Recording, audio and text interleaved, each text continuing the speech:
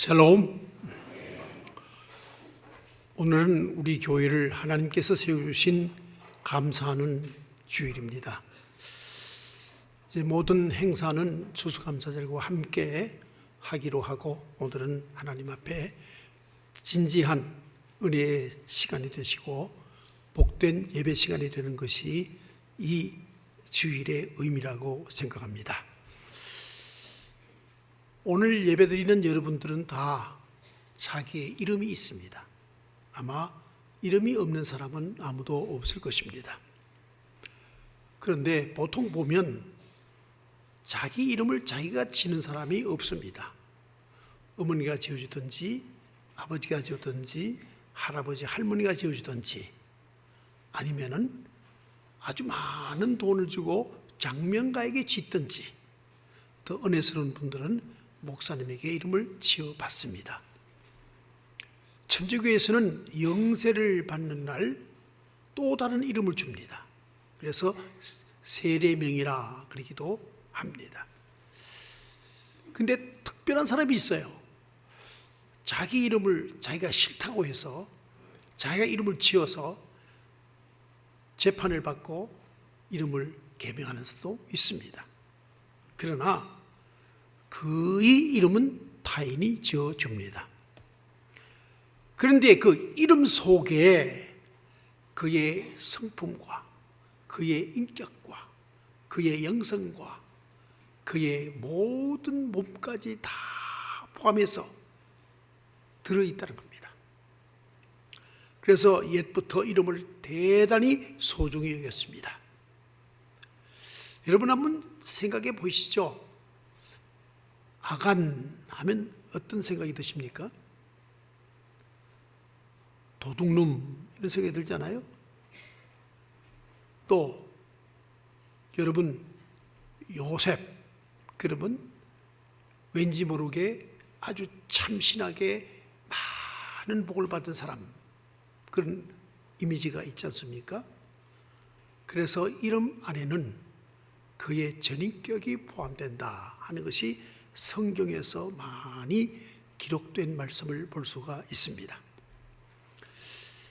자기 이름에 걸맞게 사는 것, 자기의 명예를 지키고 사는 것, 이것은 참 보통 어려운 일이 아닙니다. 자기 이름을 지키고 산다는 것. 그래서 우리는 명예를 얻는 것이 오늘 본문에 기록한 말씀처럼 모든 이 육적으로 여러 가지를 얻는 것보다 훨씬 출중하게 소중하고 귀하다, 이렇게 말씀을 하셨습니다.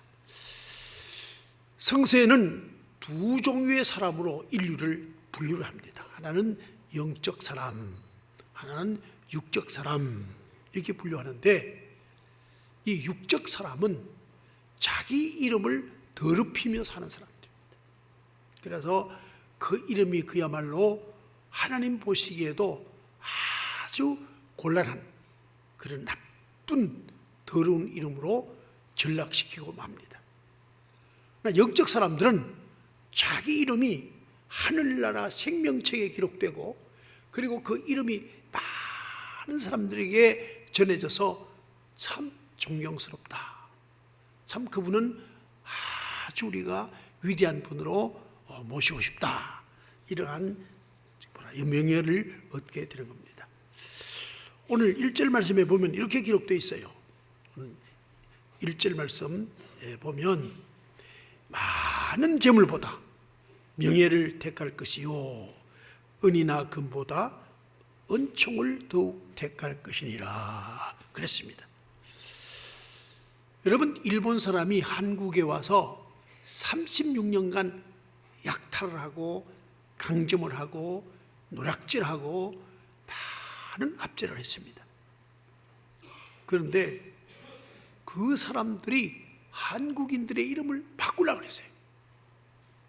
그래서 창씨개명이라 해서 이름을 바꾸려고 그랬습니다. 그래서 전 국민들이 많은 슬픔과 고통을 당했습니다. 또 불교의 스님들은 그 명예가 어디 있는가? 머리에 있습니다. 머리 깎으면 죽이잖아요. 그런데 머리 길러라, 장가하라, 그렇게 욱박질렀습니다. 또 기독교인들에게는 가장 큰 명예가 뭡니까? 오직 여호와 하나님만 섬기는 건데 일본 사람들이 와서 신사참배해라. 그리고 또한 너희들은 저 일본의 일왕, 그때는 뭐 천황이라고 그랬어요. 일왕에게 경배해라. 이렇게 했습니다.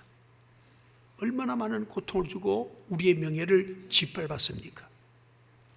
그런데 그 중에서도 끝까지 그리스도인의 명예를 지키기 위해서 순교하실 분도 대단히 많아요. 이제 일본 사람들이 물러가고 성도 중에 신사참배하지 않는 분들이 모여서 하나의 교단을 만들었어요. 그때 그 교단 이름이 처음에는 뭐냐면 옥중 성도의 모임이었어요. 그 모임이 고려파로 바뀌었습니다. 그 후에는 뭐 고려파가 또 보편 교회로 다 돌아갔지만은 또 그렇게 됐고, 그 다음에 또 이제 그 신사참배를 하지 않는 것뿐만 아니라 순교한 분들이 계세요. 손양훈 목사님이나 혹은 주기철 목사님이나 다 순교를 했습니다. 또 사회주의 국가가 된 게 있습니다. 이 북한이 한국 전쟁을 발발시켜서 이 남한에 들어왔습니다. 들어와서 맨 처음 그들이 하는 게 뭐냐면 하나님의 교회를 불살을 지르고 교인들을 죽이는 겁니다. 1974년에 순교자라는 책이 한 권 이만한 게 발간됐습니다. 그 쓰신 분이 김은국 씨인데요. 한국 국적을 가진 미국 사람입니다. 그리고 그는 노벨상, 문학상을 후보자로 오르기도 했습니다. 이 작품 말이죠. 그는 어디서 문학을 했냐면 하버드에서 문학을 공부했습니다. 그 내용이 이렇습니다. 공산주의가 들어와서 얼마나 많은 그리스도인을 죽이는데 아주 잔인하게 죽입니다. 심지어는 총알이 아깝다고 해서 이 칼로 온 몸을 찔려 죽입니다. 그래도 그리스도인들은 나는 예수 믿지 않겠다는 말을 하지 않습니다. 순교자의 작품에 나오는 이야기입니다. 교회 예배가 파하고 교인들이 이제 집으로 돌아가려고 그러는데 그때 예수님 사진을 그 앞에, 출입구 앞에 놓았습니다. 다발총을 든 병사가 4사람이 있어서 그 예수님의 사진을 밟고 가면은 살려주고 피해가면 쏘 죽이겠다는 겁니다. 근데 어떤 이는 밟고 가고 어떤 이는 밟지 않아서 죽었습니다. 김은국 씨는 무엇을 논하고자 하냐 하면 예수님의 사진을 밟고 간 사람들이 실제 그들이 과연 예수님을 배신하고 예수 믿지 않느냐? 그들의 삶을 추적해 보니까 일생 동안 예수 그리스도의 영광과 명예를 위해서 매일매일 살아있으나 순교하는 삶을 살더라. 한 번 총 맞고 죽는 것도 순교지만은 그때는 피했지만 일생 순교적 삶을 사는 순교가 있더라. 이런 글을 썼습니다. 그래서 많은 서구 사람들에게 그야말로 이 작품이 인기가 있었고 읽혔던 것을 우리가 잘 알고 있습니다. 여러분, 박정희 대통령께서 서거를 하셨어요. 장례식을 하는데 각 종교단체 나와서 조사합니다. 조사 아시죠? 그런데 세문안교회를 심호하시던 우리 교단의 강신명 목사님이 조사를 하러 나오셨습니다. 딱 한마디, 칼을 쓰는 자는 칼로 망한다. 그 당시가 어느 때입니까? 소위 군사 독재 시절에 그리스도인으로서 이 사람의 죽음은 총으로 혁명을 일으켰으니 결국은 총으로 맞아 죽음이 마땅하다. 그리고 끝냈어요. 이게 그리스도인의 명예를 지키는 겁니다. 여러분, 제가 오늘 한 영상을 준비했는데요. 우리가 정말 본받고 크리스찬의 명예를 지켜낸 가장 위대한 인물 손영원 목사님의 영상을 준비했습니다. 보시길 바랍니다. 평양에서 시작된 성령의 바람이 믿음의 후대까지 흘러 손양원 목사가 태어난다. 7살 때부터 부친의 손을 잡고 주일학교에 다니던 손양원은 17살 때 세례를 받고 하나님께 자신의 삶을 바친다. 신사참배로 3년간 옥중 고난을 당하게 되지만 손 목사는 그곳에서 옥중 전도사로 자신을 새로이 세우고 한센병자들의 영원한 벗으로 살아가기로 결심한다. 평양신학교 2학년으로 재학 중이던 손양원은 어느 날 애양원의 강사로 가게 되는데, 이봐 청년, 그 장갑과 흰 가운을 입게. 한센병으로 얼마 죽고 싶지 않거든. 어서 입게. 호랑이를 잡으려고 호랑이 굴에 들어온 사람이 호랑이를 무서워하면 어찌 호랑이를 잡겠습니까?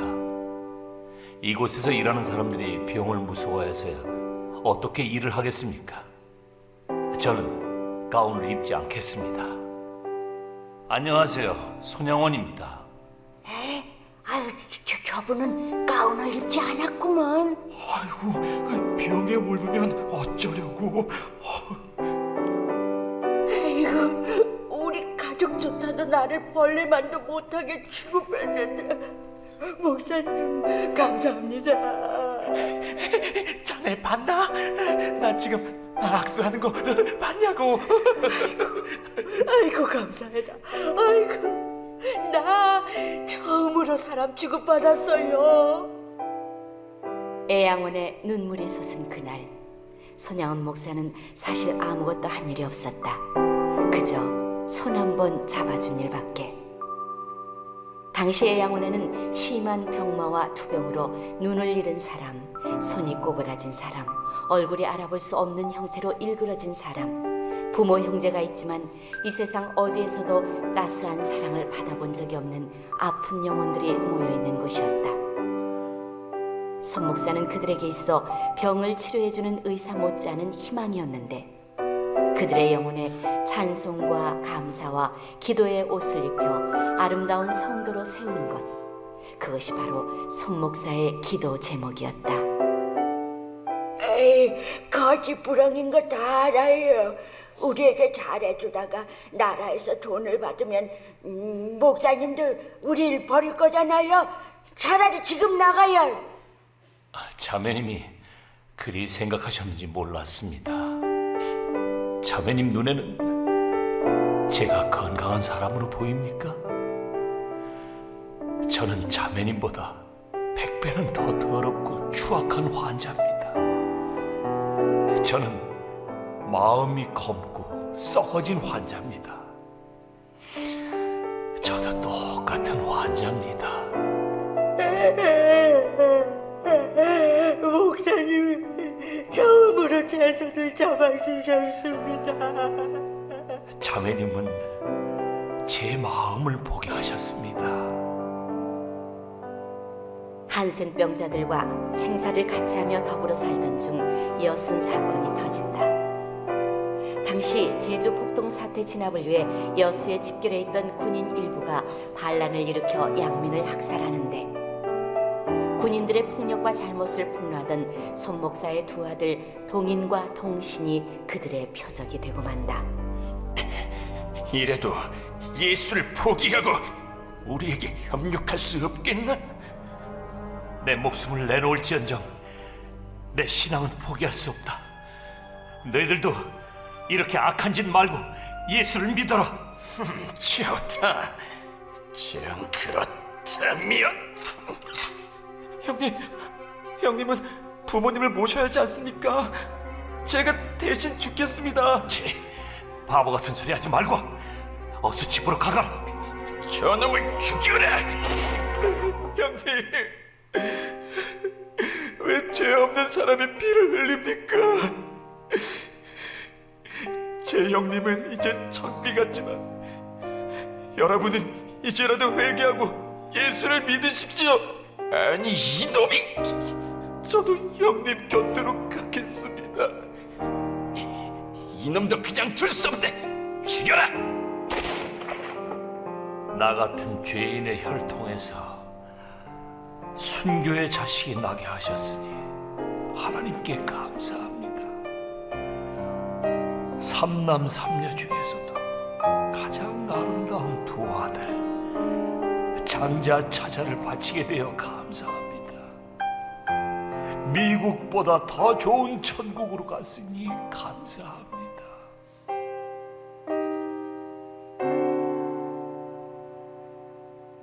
재선군, 자네를 만나게 돼 감사하네. 내 아들 둘이 오늘 천국에 가서 참 적적하네. 자네가 내 아들이 돼주지 않겠나? 우리를 사랑하사 독생자를 주신 하나님 아버지의 사랑이 이와 같을까?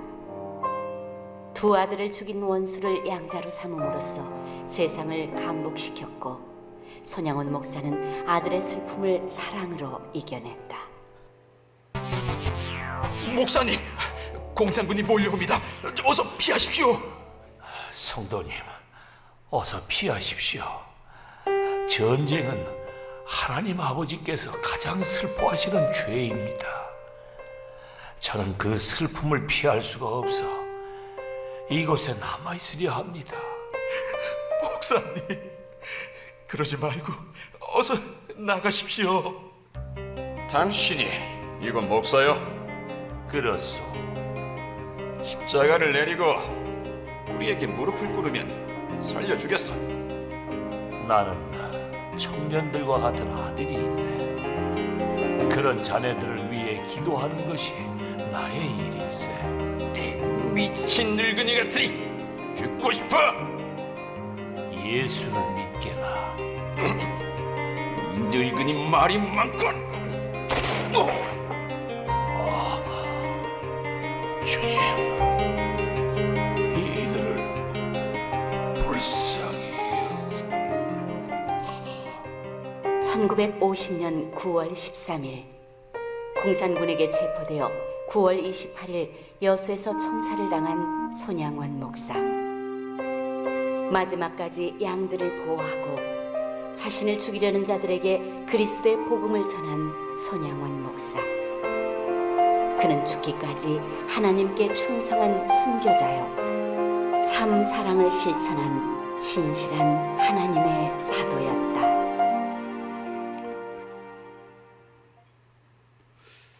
우리의 선배들은 기독교인이라고 하는 명예, 또한 목사라는 명예, 하나님의 사람이라는 명예를 지키기 위해서 생명을 버렸습니다.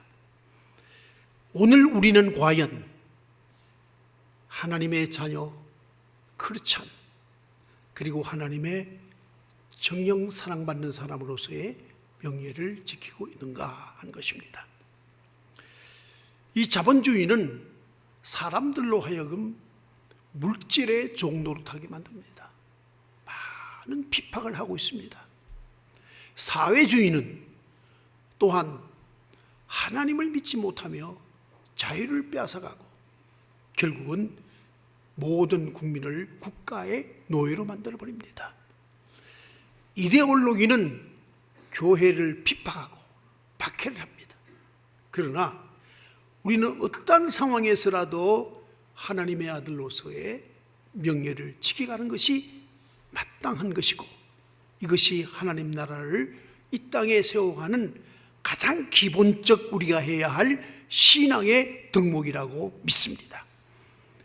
여러분, 로마서 15장의 말씀 기억하시죠? 교회란 예수 그리스도의 몸이신데 예수님께서 교회를 위하여 자기 목숨을 다 버리신 것과 같이, 또 예수님은 이 땅에 오셔서 자기를 위해서는 아무것도 하신 것이 없다. 그러므로 교회도 자기가 자기를 위해서 아무것도 해서는 안 된다 하는 말씀을 말씀해 주셨습니다. 우리 교회가 그 뜻을 받들어서 성전을 건축할 때 우리 교회를 성전을 건축하는 일을 두고 먼저 삼척군 저 가서 자그마한 교회를 먼저 건축을 하고 준공을 했습니다. 어려운 중에도 불구하고 먼저 다른 교회를 세우고 그리고 우리가 교회를 건축을 했습니다. 뿐만 아니라 우리 교회는 처음부터 우리 교회 자신이 자신을 위한 교회가 되어서는 안 된다고 하는 신학을 굳건히 세웠습니다. 그래서 재정적으로 어렵고 힘들지만은 한 20년 전에 큰 항아리를 가지고 교회당 앞에 두었습니다. 그리고 쌀을 가득 채워두었습니다. 주민 누구든지 필요하시면 다 가져가시라. 우리가 있는 이 교회는 여러분에게 삶의 가장 기본적인 것만큼은 드리겠다 해서 그 사업을 시행했습니다. 그런데 오히려 가난한 사람은 부끄러워서 오지 않고 꽤 넉넉한 사람이 쌀을 자꾸만 가져가길래 중도에 포기한 일이 있습니다.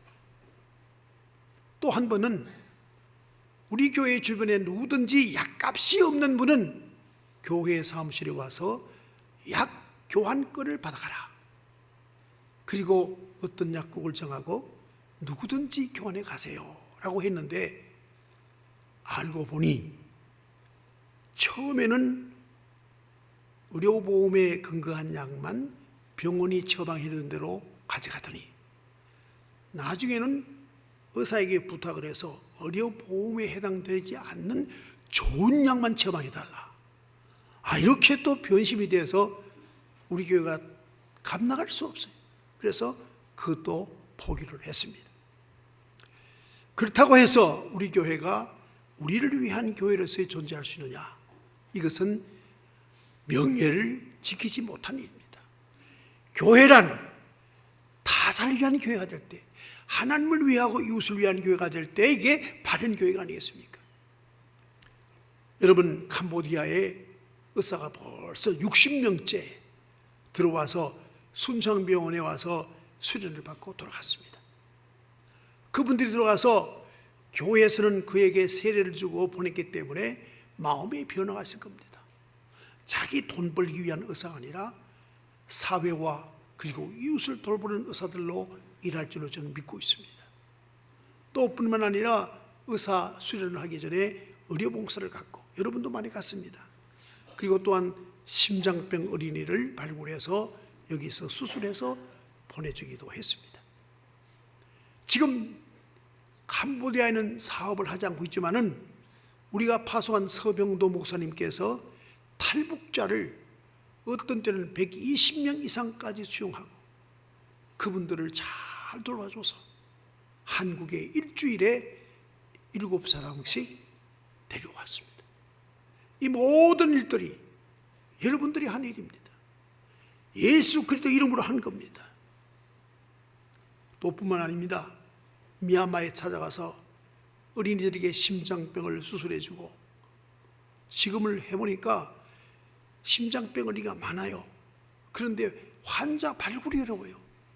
양곤이나 도시에 있는 사람들은 발굴되는데 돈 없고 힘든 사람들은 아예 오질 않아요. 그래서 지금 이 일이 중단되고 있습니다. 그래서 지금 병원 하나 건축할까 하고 입지를 지금 보고 있는 상황입니다. 건축을 하고 어렵습니다.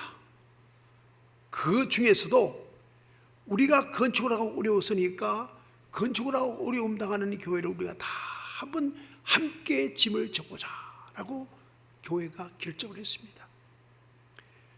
그야말로 어려운 교회 7교회의 짐을 우리가 다 짊어지고 열심히 일하다가 예수님께서 우리의 죄를 십자가를 짊어지고 올라가시다 쓰러진 것처럼 우리도 쓰러진 바가 있습니다. 그러다가 소생해서 이제 4년이 됐다는 겁니다. 여러분, 교회는 예수님의 몸이시고 하나님의 몸이시고 그러므로 결코 자기를 위하여 존재해서는 안 되는 겁니다. 이제 올해부터 새로운 일을 시작합니다. 여러분이 사시는 곳 현장에서 샅샅이 뒤져서 혹시 절대 빈곤에 빠진 분이 없는지 발견하시길 바랍니다. 교회는 절대 빈곤자에게 삶에 필요한 가장 기본적인 것을 주어야 할 의무가 있습니다. 책임이 있습니다. 여러분, 제가 동사무소에 가서 명단을 달라 그랬어요. 이런 분 좀 명단 달라 그랬더니 아주 시침을 딱 떼고 복지는 국가가 합니다. 교회는 안 해도 됩니다. 라는 말을 합니다. 제가 반문했습니다. 왜 북한에서 넘어온 탈북자가 어머니와 자식이 굶어 죽도록 뒀느냐고.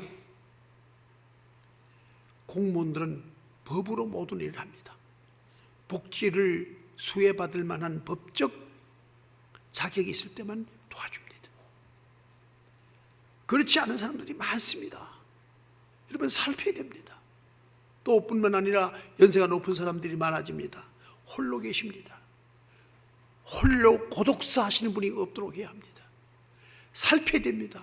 누가 고독사를 하고 지금 누가 외롭게 지내는지 살펴서 하루에 요구르트 하나 갖다 드리면서 전화 한 통만 해도 그분은 삶의 의욕을 가질 수가 있습니다. 우리가 사는 현장 자리에는 이런 사람이 한 사람도 없도록 우리는 살피고 찾고 그들을 도와야 합니다. 우리는 하나님의 자녀입니다. 하나님이 말씀하셨습니다. 너희가 대접을 받고자 하는 대로 남을 대접하라. 성경에 이렇게 기록하고 있습니다. 마태복음입니다. 여기 대접을 받고자 하는 대로 누구에게? 하나님에게. 하나님께 대접을 받고자 하는 대로 이웃을 대접하라. 그리하면 내가 너에게 대접하겠다. 나는 아무것도 없습니다. 아무 능력도 없습니다. 가진 것도 없습니다. 그러나 내 마음속에 하나님의 뜻을 받들고 이웃을 도구 위하고 사랑을 실천하려고 할 때 하늘에서는 하늘 곳간이 열리고 우리의 곳간에 채워지는 역사가 이루어질 줄로 믿습니다. 나는 작은 손으로 도와주나 하나님은 큰 손으로 우리에게 부어주실 줄로 믿습니다. 누가복음에 말씀하시기를 너희가 꼭 남에게 대접을 하고 돌보라. 그리하면 하나님께서 성령을 내게 주시겠다 그랬습니다. 내가 남을 도우기 시작하면 성령의 역사하십니다. 우리의 가슴을 뜨겁게 만듭니다. 우리의 인격을 변화줍니다. 성령 역사는 우리를 사로잡아 줍니다. 그리하여 하는 일마다 즐겁고 기쁘고 삶의 희열이 느끼며 내 존재의 가치를 새롭게 평가되는 스스로의 자아 확립이 되며 그리고 내 마음속에 진정 나에 대한 참된 깨달음이 있어서 기쁨과 행복이 도는 자에게 역사할 줄로 믿습니다. 여러분, 내가 너를 위하여 살 때 하나님이 나를 위하여 역사하십니다. 내가 너를 섬길 때 하나님이 우리를 섬겨주십니다. 내가 겸손하여 낮아질 때 낮은 자들을 찾아가고 그들을 섬길 때 하나님 우리를 높여주십니다. 성경에 기록하기를 내가 분명히 말한다. 교만한 자는 내가 치지만 겸손한 자는 내가 높이리라 말씀하셨습니다. 여러분 또한 우리 자녀들을 미래의 역사의 주인공으로 키우기 위해서 여러분들 우리의 자녀의 인성을 잘 길러야 될 줄로 믿습니다. 지금 우리 어린이들은 우리 교회 어린이들은 다 한 달에 한두 번씩은 저 자연과 함께 더불어 학습을 시킵니다. 오늘 대한민국의 가장 문제가 뭡니까? 부모님들이 잘못 생각해서 안전하고 안정되고 위험이 없고 가장 활동하기 편한 환경을 만들어주고 우리 자식은 거기서만 살게 만듭니다.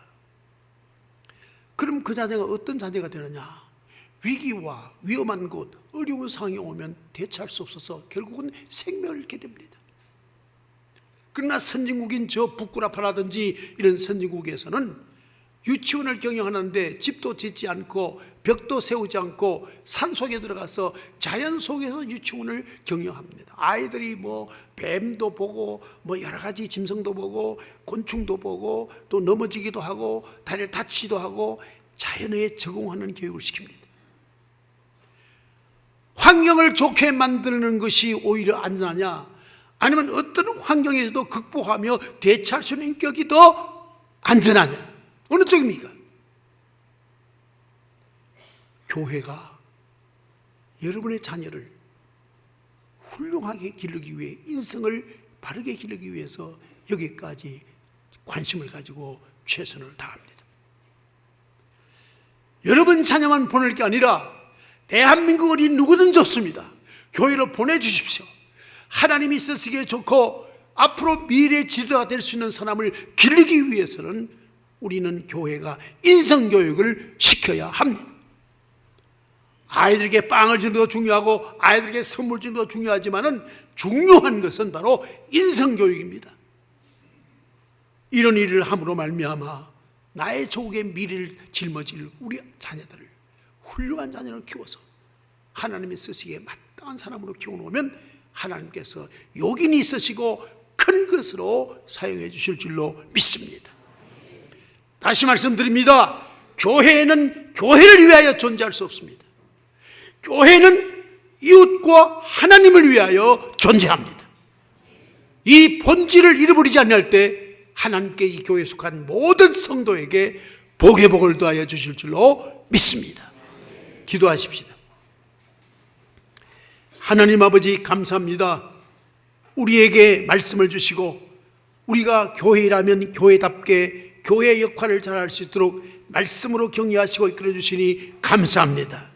우리 모든 성도가 참된 교회의 하나님의 진정한 지체가 되어서 하나님의 뜻대로 영광을 돌리며 살아갈 때에 하나님의 은총과 하나님 나라가 확장되며 주님이 주시는 은혜와 축복이 충만하게 임할 줄로 믿습니다. 도우는 자에게 하나님이 도와주시고 사랑하는 자에게 하나님이 사랑하시고 겸손히 섬기는 자가 하나님께 섬김을 받는 복을 얻게 하여 주시옵소서. 예수님 이름으로 기도 올려옵나이다. 아멘.